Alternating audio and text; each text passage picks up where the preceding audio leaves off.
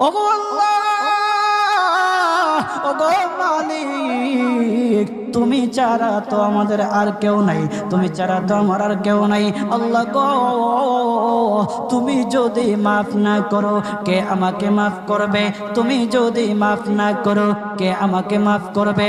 তুমি যদি আমাকে মাফ করো তাহলে তোমার কোনো দিকে কমবে না, তুমি যদি আমাকে মাফ না করো তোমার কোনো দিকে বাড়বে না।